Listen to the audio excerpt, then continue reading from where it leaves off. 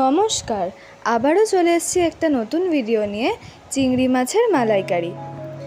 একটি বিশেষ কারণে এই কয়েক মাস আপনাদেরকে কোনো ভিডিওই দিতে পারিনি, তার জন্য ক্ষমা প্রার্থী। তো চলুন দেখে নেওয়া যাক কীভাবে করতে হয়। প্রথমে দেখুন, আমরা এখানে গলদা চিংড়ি নিয়ে নিয়েছি। আমরা কিন্তু গলদা চিংড়ির যে খোসা হয় সবটাই ছাড়িয়ে ধুয়ে নিয়েছিলাম।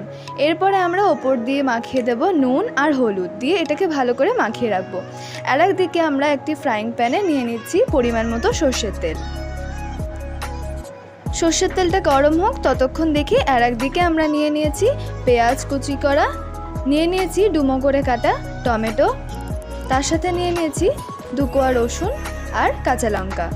এটা কিন্তু আপনাদের পরিমাণ মতো দেবেন। এরপরে দেখুন, আমাদের এখানে তেলটা গরম হয়ে গেছে। এরপরে নুন হলুদ দিয়ে মাখানো চিংড়ি মাছটা কিন্তু আমরা তেলের মধ্যে ভালো করে ভেজে নেব। এই ফাঁকে কিন্তু আমরা পেঁয়াজ টমেটো আর যেগুলো দেখালাম সেগুলোর একটা পেস্ট বানিয়ে নেব। এরপর এই তেলের মধ্যে আমরা দিয়ে দিলাম তেজপাতা, সাদা জিরে, তারপরে এর ওপর দিয়ে আমরা যে মশলাটা রেডি করেছিলাম সেই মশলাটাকে দিয়ে দিলাম। তার সাথে আমরা দিয়ে দেবো এর মধ্যে পরিমাণ মতো হলুদ, নুন, আর ভালো করে মশলাটাকে বেশ কিছুক্ষণ কষতে দেব। এরপরে আমরা এখানে নিয়ে নিয়েছি নারকেল দুধ। আপনারা কিন্তু চাইলে নর্মাল গরুর দুধও ইউজ করতে পারেন। নারকেল দুধটা কিন্তু অপশনাল, তবে নারকেল দুধ দিলে টেস্টটা আরও বেশি ভালো হয়, তার জন্য এটার ব্যবহার। এরপরে ঝোলটা অনেকক্ষণ ফুটে ওঠার পরে আমরা যে ভেজে রাখা চিংড়ি মাছগুলো সেগুলোর মধ্যে দিয়ে দিলাম।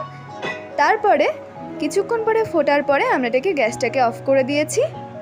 এরপরে আমরা ওপর দিয়ে দিয়েছিলাম ঘি আর গরম মশলা।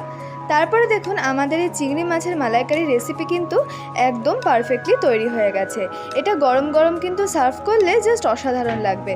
আমাকে কিন্তু অবশ্যই লিখে জানাবেন রেসিপিটা কেমন লাগলো। নমস্কার।